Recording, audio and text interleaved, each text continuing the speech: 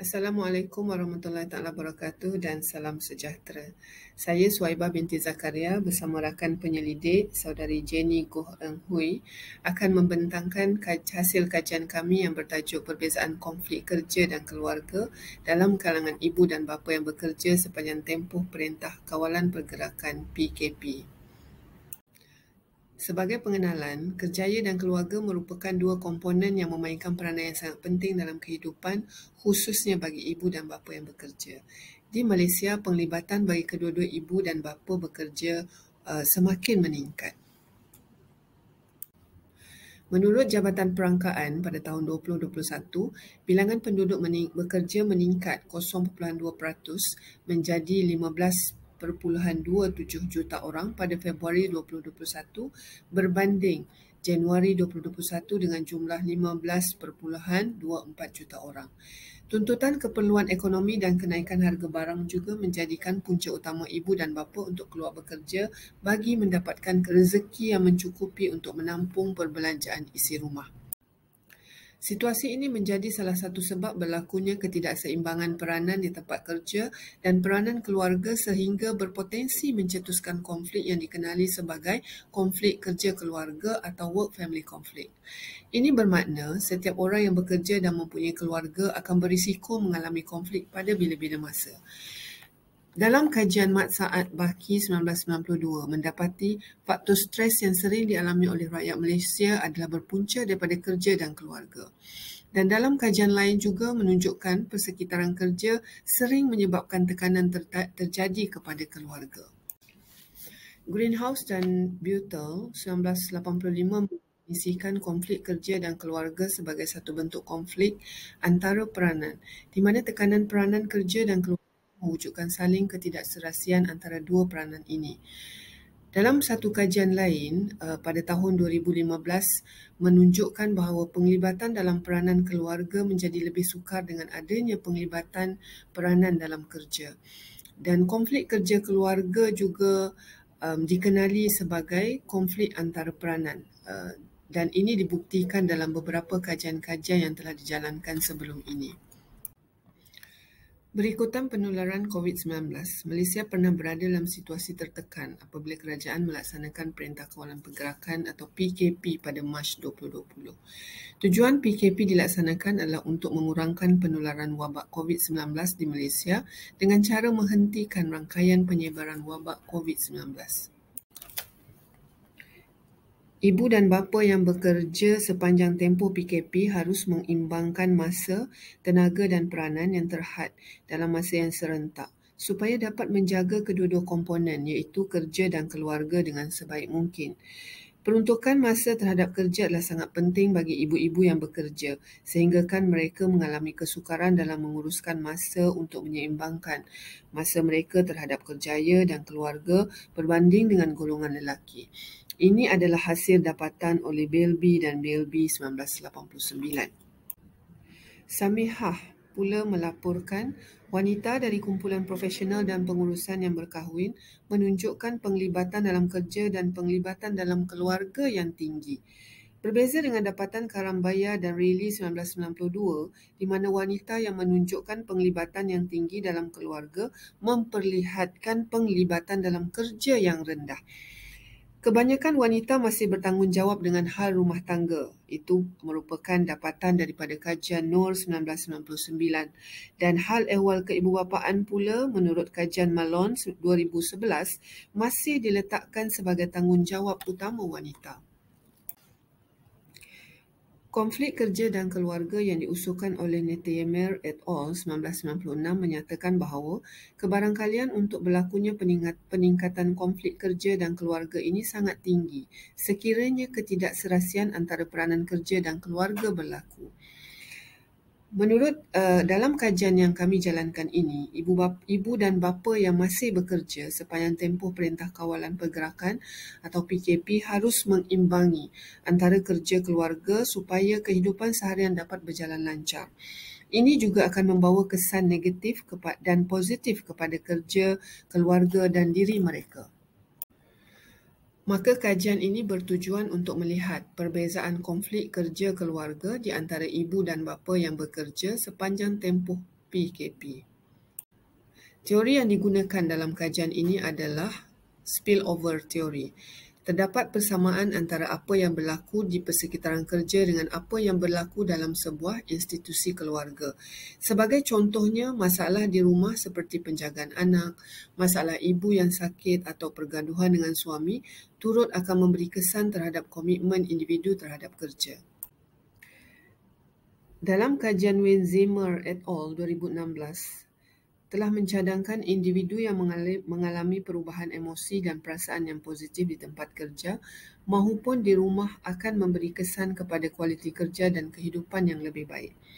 Oleh yang demikian, sekiranya seseorang pekerja yang memiliki kecerdasan emosi yang tinggi akan memenuhi jangkaan terhadap domain kepada pekerjaan dan keluarga dan membolehkan mereka mencapai keseimbangan antara kerja dan kehidupan yang lebih baik. Teori ini sesuai dibincangkan dan diaplikasi dalam kajian ini di mana ibu dan bapa yang bekerja sepanjang tempoh Perintah Kawalan Pergerakan PKP perlu memainkan kedua-dua peranan yang berbeza, iaitu ibu dan bapa serta sebagai seorang pekerja yang perlu berkhidmat dalam organisasi tertentu. Jika ibu dan bapa tidak dapat mengimbangkan antara kerja dan keluarga, ia akan membawa kesan kepada kedua-dua pihak. Teori yang kedua yang kami gunakan dalam kajian ini adalah Work-Family Border Theory. Teori yang diperkenalkan oleh Clark pada tahun 2000 ini menunjukkan hubungan di antara keseimbangan tuntutan kerjaya dan tuntutan keluarga, emosi pekerja dan kelesuan kerja. Menurut Clark 2000, manusia setiap hari melintasi sempadan antara kerja dan keluarga sehingga menyebabkan berlaku pertimbangan interaksi antara lingkungan kerja dan keluarga dalam mengatur keseimbangan di antara kedua-duanya. Konsep utama yang ditekankan dalam teori ini adalah berkaitan domain kerja dan rumah, sempadan antara kerja dan keluarga iaitu border crossers dan border keepers. Menurut kajian Ari et al. 1999, domain keluarga adalah lebih mudah untuk menyerap tekanan yang dihadapi berbanding domain kerja kerana individu yang berada dalam domain keluarga akan membenarkan domain kerja untuk mengganggu keluarga. Menurut Greenhouse dan Beutel 1985 dan dalam kajian lain, Geertz dan Dumorotis 2003, gangguan kerja keluarga merupakan ketidakupayaan seseorang pekerja untuk menyeimbangkan peranannya sebagai pekerja di pejabat serta peranannya sebagai ahli keluarga ketika berada di rumah. Sebagai contoh, gangguan kerja keluarga biasanya berlaku apabila seseorang pekerja gagal membahagikan atau mengasingkan tanggungjawab kerja dan keluarga sehingga mendorong campur tangan masalah kerja ketika bersama keluarga. Akibatnya, keadaan ini boleh menimbulkan konflik kerja dengan keluarga dan ibu dan bapa yang bekerja sepanjang tempoh PKP perlu mengimbangkan kedua-dua domain kerja dan keluarga untuk mengelakkan konflik kerja keluarga. Ibu dan bapa yang bekerja perlu membuat perancangan awal tentang pengagihan tugasan kepada kerja dan keluarga supaya dapat mengimbangkan kedua-dua domain pada masa yang sama serta mengelakkan berlakunya konflik antara keluarga kerja dan keluarga sepanjang tempoh PKP. Seterusnya adalah kaedah kajian. Dalam kajian ini, kajian yang dijalankan adalah satu kajian tinjauan dengan menggunakan soal selidik secara atas talian. Subjek kajian terdiri daripada 186 ibu dan bapa yang bekerja sepanjang tempoh PKP. Soal selidik terdiri dari bahagian A, maklumat demografi responden, dan bahagian B adalah Work and Family Conflict Skill. Ujian T-sampel bebas digunakan bagi menguji perbezaan konflik kerja antara ibu dan bapa yang bekerja sepanjang tempoh Perintah Kawalan Pergerakan yang dilaksanakan di Malaysia. Berdasarkan keputusan kajian, kami membahagikan keputusan ini kepada dua, iaitu analisis deskriptif dan analisis inferensi. Berdasarkan keputusan kajian analisis deskriptif, jadual 1 menunjukkan maklumat demografi responden. Kajian ini melibatkan seramai 186 orang responden yang terdiri daripada 93 orang atau 50% responden lelaki atau yang bergelar bapa dan 93 orang atau 50% responden perempuan atau yang bergelar ibu. Majoriti responden berumur dalam lingkungan 21 hingga 30 tahun, iaitu 45.7% dan majoriti berbangsa Cina, iaitu 48.4%. Seterusnya, jadual 2 adalah menunjukkan maklumat status pendidikan responden. Majoriti responden terdiri dari tahap pendidikan yang tinggi iaitu ijazah sarjana muda seramai 73 orang atau 39.2%. Responden yang mempunyai kelayakan akademik di peringkat SPM seramai 55 orang, 29.6%, dan responden yang mempunyai kelayakan diploma adalah seramai 37 orang atau 19.9%. Jadual 3 pula menunjukkan maklumat pekerjaan responden. Majoriti responden terdiri daripada pekerja kerajaan seramai 72 orang iaitu 39.2% dan 42 orang atau 22.6% merupakan pekerja dalam sektor swasta. Majoriti responden berpendapatan antara RM1,001 sehingga RM5,000 iaitu seramai 105 orang atau 56.5%. Jadual 4 pula menunjukkan maklumat bilangan anak responden. Majoriti responden mempunyai seorang anak, iaitu 59 orang yang mewakili 31.7%, diikuti dengan 40 orang responden yang mempunyai 3 orang anak yang mewakili 21.5%. Nilai minimum responden berdasarkan bilangan anak adalah 1 dan jumlah nilai maksimum adalah 6 berdasarkan bilangan anak. Nilai min responden berdasarkan bilangan anak ialah 2.62. Seterusnya adalah hasil keputusan analisis inferensi. Jadual 5 menunjukkan perbezaan konflik kerja keluarga antara ibu dan bapa yang bekerja sepanjang tempoh PKP. Jadual 5 ini menunjukkan berdasarkan analisis ujianti didapati tidak wujud perbezaan yang signifikan antara ibu dan bapa dari aspek konflik kerja keluarga. Analisis ujianti ini menunjukkan nilai signifikan P bersamaan 0.174 lebih besar daripada nilai alfa 0.05. Konflik kerja keluarga bagi bapa M bersamaan 26.25, SP bersamaan 20.98 lebih tinggi berbanding dengan ibu M 24.26, SP 8.76.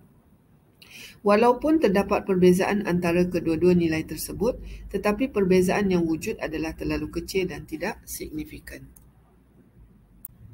Seterusnya, jadual 6 menunjukkan perbezaan konflik kerja antara ibu dan bapa yang bekerja sepanjang tempoh Perintah Kawalan Pergerakan atau PKP. Berdasarkan analisis ujianti, didapati bahawa tidak terdapat perbezaan yang signifikan antara ibu dan bapa yang bekerja sepanjang tempoh PKP. Analisis ujianti menunjukkan nilai signifikan P bersamaan 0.747 lebih besar daripada nilai alfa 0.05.